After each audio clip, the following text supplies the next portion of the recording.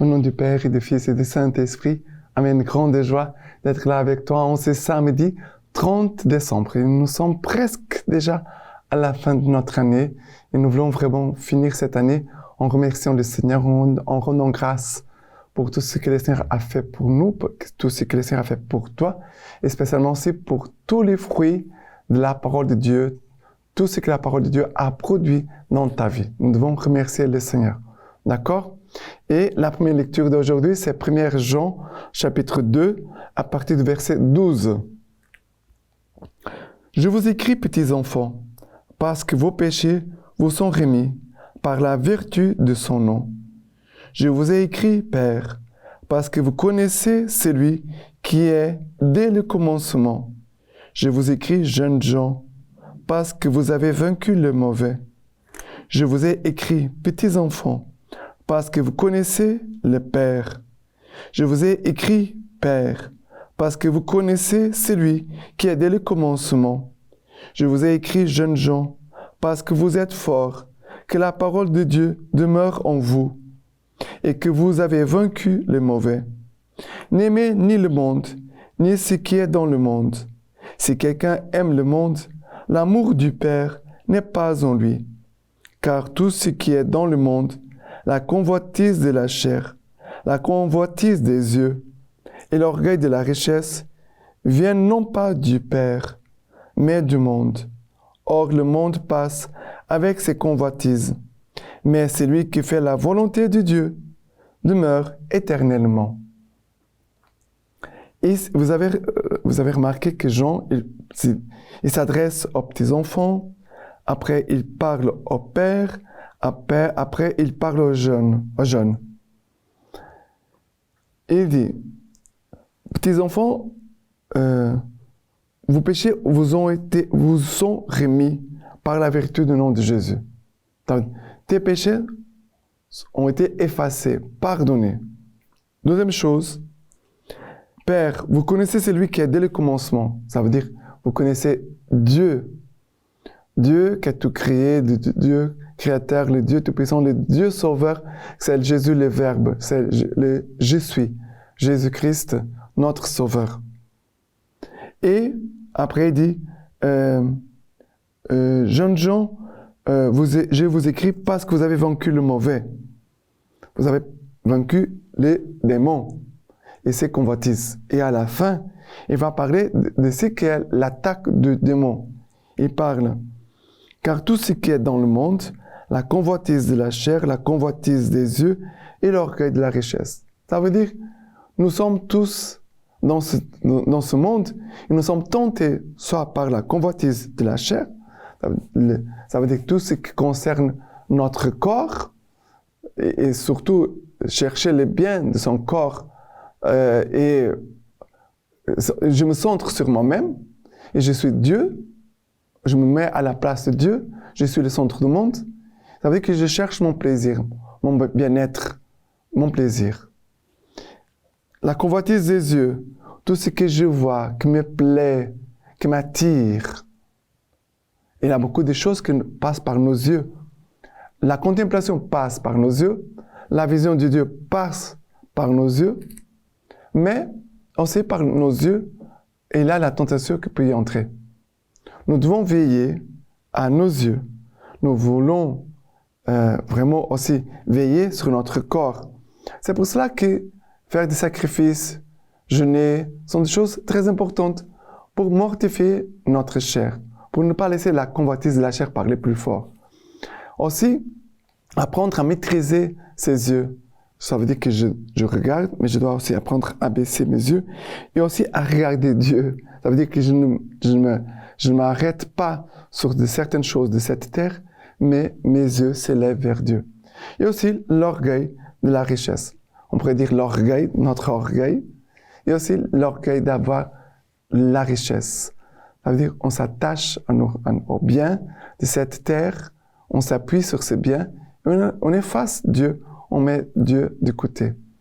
Mais voilà que cette parole que le Seigneur nous dit, pour que nous puissions demeurer attachés au Seigneur pour toujours. Voilà ce que Saint Jean veut nous dire. Et maintenant, le psaume d'aujourd'hui, c'est le psaume 96. 96. Oui. 96, à partir du verset 7. Rapportez au Seigneur, famille des peuples. Rapportez au Seigneur gloire et puissance. Rapportez au Seigneur la gloire de son nom. Présentez l'oblation, entrez dans ses parvis. Adorez le Seigneur dans son éclat de sainteté. Tremblez devant lui toute la terre. Dites chez les païens, le Seigneur règne, le monde est stable, point ne branchera. Sur les peuples, il prononce avec droiture. Alors, ici dit, nous a dit le verset 8, 9. Présentez l'oblation, entrez en ses parvis, adorez le Seigneur dans son éclat de sainteté. Tremblez devant lui toute la terre. Offrande, entrez dans la présence du Seigneur, adorez le Seigneur et tremblez devant lui. Ça veut dire que pour combattre les convoitises, pour vraiment que nous soyons attachés au Seigneur, à celui qui est dès le commencement, pour que nous puissions vraiment vivre ces pardons de Dieu, la remise de nos péchés, comme Saint Jean nous disait. Il faut venir toujours avec une offrande. Qu'est-ce que tu offres au Seigneur? Viens à la présence du Seigneur, viens d'entre dans ses parvis, prosterne-toi, mets-toi à genoux, adore le Seigneur, et là, avec un cœur plein de crainte, ça veut dire la crainte, ça veut dire l'amour, le respect pour le Seigneur, nous garderons beaucoup de péchés nous. Ça veut dire qu'il y a comme une grâce qui nous est donnée en faisant ces gestes pour que notre cœur puisse vraiment être attentif à ce qui se passe en nous et aussi autour de nous. D'accord? Et maintenant, l'évangile d'aujourd'hui, c'est Luc chapitre 2, à partir du verset 36. De Luc, Saint Luc, chapitre 2, partie du verset 36. Il y avait aussi une prophétesse, Anne, fille de Phanuel, de la tribu d'Azer. Elle était fort avancée en âge. Après avoir, depuis sa virginité, vécu 7 ans avec son mari, elle était restée veuve. Parvenue à l'âge de 84 ans, elle ne quittait pas le temple, servant Dieu nuit et jour, dans le jeûne et la prière. Survenant à cette heure même, elle louait Dieu et parlait de l'enfant à tous ceux qui attendaient la délivrance de Jérusalem. Et quand ils eurent accompli tout ce qui était conforme à la loi du Seigneur, ils retournèrent en Galilée, à Nazareth, leur ville. Cependant, l'enfant grandissait, se fortifiait et se remplissait de sagesse. Et la grâce de Dieu était sur lui. Alors, ce passage d'aujourd'hui, ça concerne le moment où Joseph et Marie présentent l'enfant Jésus au temple. Ils vont offrir les sacrifices, d'offrir 2 colombes, et aussi ils rencontrent Siméon, ils rencontrent Anne, qui nous a dit que depuis sa jeunesse, elle était dans le temple, elle ne quittait jamais le temple. Et elle restait là, dans le temple, en servant Dieu jour et nuit, dit, servant Dieu nuit et jour dans le jeûne et la prière. Cette femme, on pourrait dire que c'était comme une consacrée. Simeon aussi, ça fait penser aux consacrés, qui sont occupés des choses de Dieu, qui sont dans le temple du Seigneur, et qui sont en train de prier et jeûner pour le monde. Et à la fin de cette année, surtout pour nous, on se prépare pour vivre le réveillon, on doit prier pour notre monde parce que notre monde vit le réveillon d'une façon très païenne et souvent il a beaucoup de dégâts, d'accidents, de disputes, de conflits. C'est triste. Alors nous devons prier pour que les gens à la fin de cette année, dans le réveillon, ça veut dire on entre dans la nouvelle année, que beaucoup de personnes puissent rencontrer Jésus, puissent avoir un cœur sensible, ouvert à la présence de Dieu. Nous devons prier pour le salut de notre monde, nous devons prier pour que les gens puissent vraiment faire une rencontre personnelle avec Jésus. Anne, ici, elle fait une rencontre personnelle avec Jésus dans le temple. Et elle va bénir et louer Dieu. Elle dit qu'elle louait Dieu et parlait de l'enfant à tous ceux qui attendaient la délivrance de Jérusalem. Cette femme représente aussi la soif de notre âme. Chacun de nous,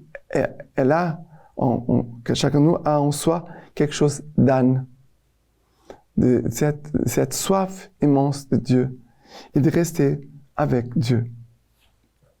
Et nous est dit à la fin que alors Joseph et Marie vont retourner en Galilée, à Nazareth, et l'enfant grandissait, se fortifiait et se remplissait de sagesse.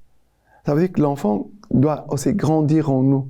Nous devons demander que la nouvelle année qui s'approche soit une année où Jésus en nous, puisse grandir, se fortifier et être rempli de sagesse. Pour que Dieu puisse grandir en nous et que nous, chacun de nous, diminue. D'accord? Et que vraiment la grâce de Dieu nous accompagne. Ok? Voilà. Et la lecture patristique d'aujourd'hui de Saint Hippolyte nous a dit ceci.